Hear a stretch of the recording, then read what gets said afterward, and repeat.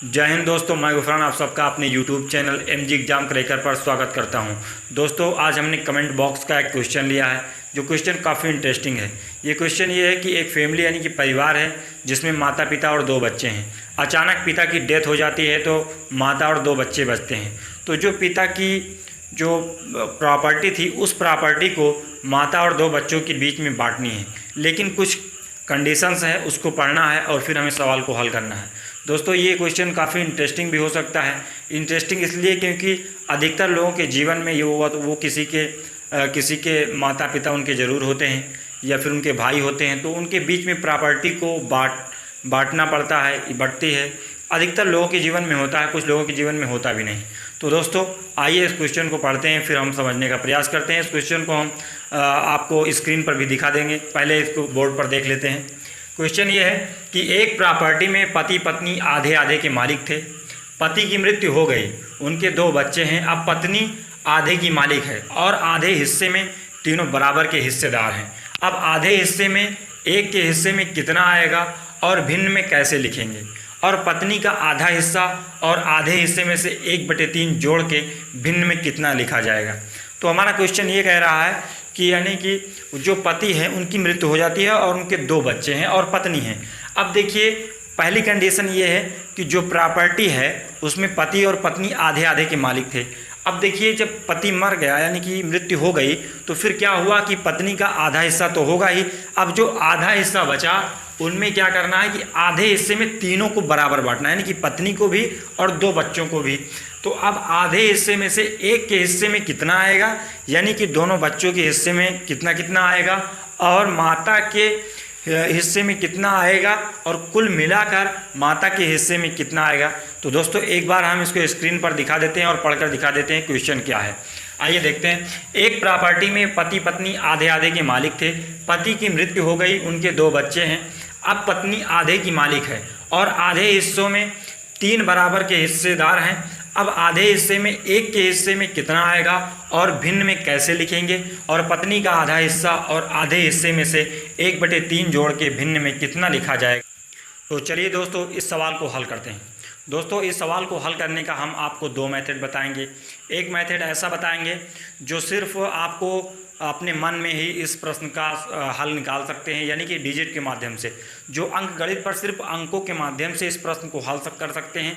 और दूसरा, जो आप मैथमेटिक्स का जो एक रूल होता है, यानी कि x को मानकर पूरी प्रॉपर्टी को x मान लिया, x के बाद में इनका इतना भाग होगा, उनका इतना भाग होगा। तो यहाँ पर दोस्तों एक चीज़ और बता दें कि इस प्रश्न में आप सिर्फ भाग को बता सकते हैं, यानी कि पत्नी का कितना भाग है, दोनों लड़कों का कितना भाग है। आप ये नहीं बता सकते कि एग्जैक्ट 1 लाख या 2 लाख या 2.5 लाख पत्नी का जो प्रॉपर्टी होगी, यानी कि इतना हिस्सा होगा और लड़के का इतना हिस्सा होगा, क्योंकि यहाँ पर आपको इस प्रश्न में एग्जैक्ट आपको प्रॉपर्टी नहीं बताई गई है, सिर्फ कुछ कंडीशंस दिया गया है और उसमें ये बताना है कि कितना भाग आपको मतलब पत्नी को मिलेगा और लड़कों को मिलेगा। तो यहाँ पर आपको भाग को बताना है। तो इसको चलिए पहले तरीके से हल करते हैं।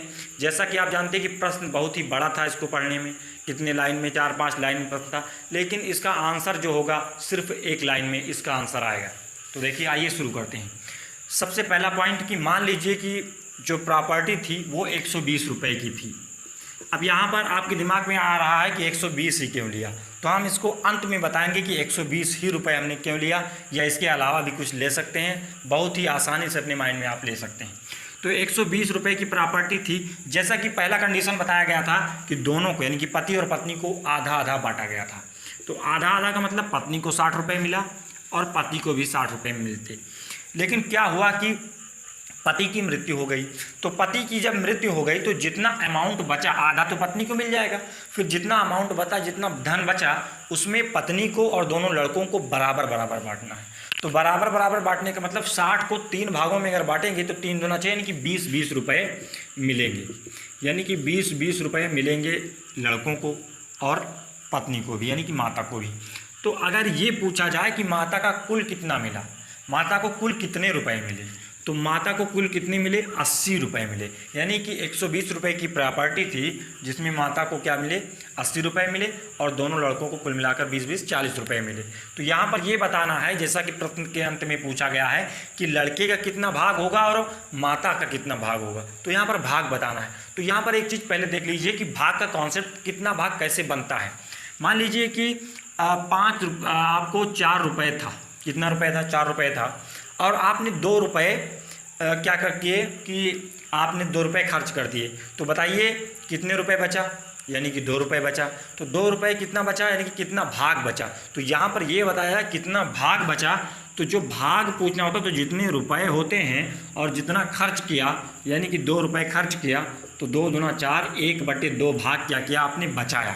ऐसे अगर मान लीजिए कि 12 रुपये था तो 12 रुपये में आपने कितना रुपये, 6 रुपये खर्च कर दिया। तो 6 रुपये जब खर्च कर दिया तो इसको कितना भाग खर्च किया, यानी कि आधा भाग आपने खर्च कर दिया। तो आधा कैसे आएगा, तो जो खर्च किया है उसको ऊपर रखेंगे और जो कुल प्रॉपर्टी, जो कुल रुपये था उसको नीचे रखेंगे हमेशा, उससे डिवाइड कर देंगे। बस ये आपका आ जाएगा, कितना आ जाएगा, आधा भाग। तो यहाँ पर आप देख रहे हैं कि प्रॉपर्टी कुल मिलाकर कितनी है, 120 रुपये की। यानी कि 120 रुपये से हमें क्या करना है, डिवाइड करना है। कितने को, 80 को। 80 को डिवाइड करेंगे तो क्या निकलेगा, पत्नी का भाग।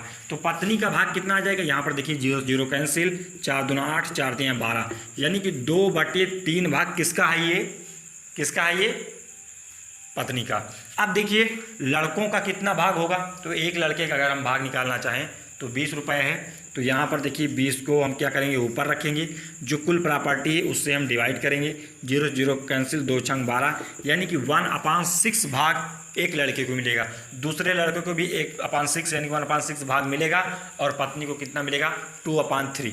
अब आइए चलते हैं कि कितना भाग कैसे मिला लड़के को और पत्नी को, एक्स के माध्यम से हल करते हैं। आइए चलते हैं, इसको हम समझने का प्रयास करते हैं। तो दोस्तों क्या हुआ कि यहाँ पर जो हमने 120 रुपये माना था, 120 रुपये मानने का मतलब क्या हुआ कि यहाँ पर हम एक्स के माध्यम से चूंकि हल करने जा रहे हैं, तो मान लीजिए कि कुल प्रॉपर्टी x रुपये की है। अब जब कुल प्रॉपर्टी x रुपये की, तो आप जानते हैं कि यहाँ पर पत्नी को कितना मिला, x/2 यानी कि आधा भाग, और किसको कितना मिला, यानी कि जो आधा भाग बचा उस आधे भाग में तीनों को बराबर बराबर मिलेगा, यानी कि पत्नी को और दोनों बच्चों को, तीनों लोगों को बराबर बराबर मिलेगा। तो इसका मतलब है कि x/2 को 3 भागों में बांटना है। तो 3 भागों में बांटने का मतलब है कि यहाँ पर आपको क्या करना है दोस्तों, इसको 3 भागों में बराबर बराबर बांटना है। तो अब देखिए अपने दिमाग से समझिए, यहाँ पर आप x/2 है तो इसको 3 भागों में कैसे बांटेंगे। जैसे कि वहाँ पर जब 60 रुपये बचा था तो उसको 3 भागों में बांटने के लिए क्या किया था, 3 से डिवाइड। तो 3 दूना 6, 20 रुपये आए थे। तो यहाँ पर भी आप 3 से डिवाइड कर देंगे। और जब 3 से डिवाइड करेंगे तो दोस्तों जब बटे के नीचे बटा होता, तो यहाँ पर आप ये समझिएगा कि ये 3 x में नहीं गुणा होगा, 3 2 में गुणा होगा। तो x/ कितना हो जाएगा, 6 हो जाएगा। तो यहाँ पर x/6 किसको मिला, यानी कि x/6 पत्नी को भी मिला, x/6 और दोनों लड़कों को भी मिला x/6। तो यहाँ पर आपको देखना है कि पत्नी का भाग कितना होगा, किसका भाग, पत्नी का भाग। तो यहाँ पर पत्नी का भाग जो देखना है, तो पत्नी को इधर तो x/2 आधी प्रॉपर्टी मिली ही है और दूसरा यहाँ पर भी x/6 आधे भाग में और मिला। तो कुल मिलाकर इसका कितना भाग हो जाएगा। तो मैथ में जो आपको हल करने का प्रोसेस है उससे हल कर लेंगे। इसको इससे गुणा करेंगे, कितना हो जाएगा, 6x, और यहाँ पर इसको इससे गुणा करेंगे 2x हो जाएगा, अपन यहाँ पर 6 दूना 12। अब यहाँ पर जोड़ लें 6x और 2x, कितना हो जाएगा, 12x। यहाँ पर कितना हो जाएगा आपका 8x हो जाएगा और अपन 12। अब इसको जब हल करेंगे तो यहाँ पर देखिए ऐसी संख्या लीजिए कि दोनों काट दे। तो 4 दूना 8, 4 3 12, यानी कि 2x/3 भाग पत्नी को मिला। जैसा कि वहाँ पर हमने लगाया था तो 2/3 भाग मिला था। तो यहाँ पर चूंकि वहाँ पर x नहीं था, यहाँ पर x मानकर चले हैं इसलिए मिला है। अब देखिए वहाँ पर जो प्रॉपर्टी थी कितनी थी, 120 रुपये की थी।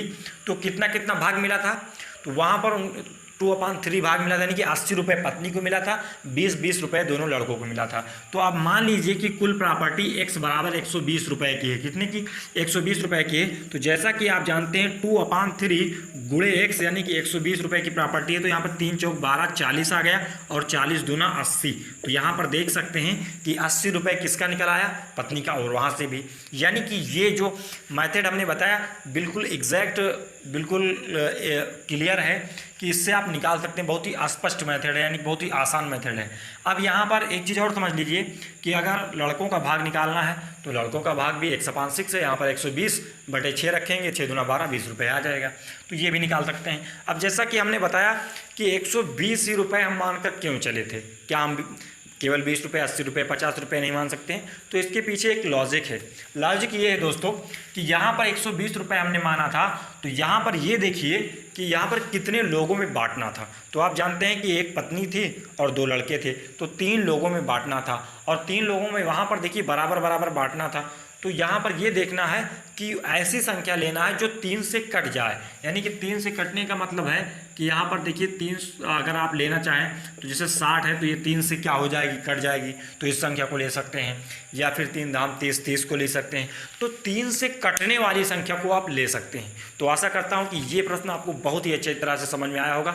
अगर आपके पास और भी क्वेश्चन है तो कमेंट माध्यम से प्लीज़ करिए, हम उसको आंसर करने का पूरा प्रयास करेंगे।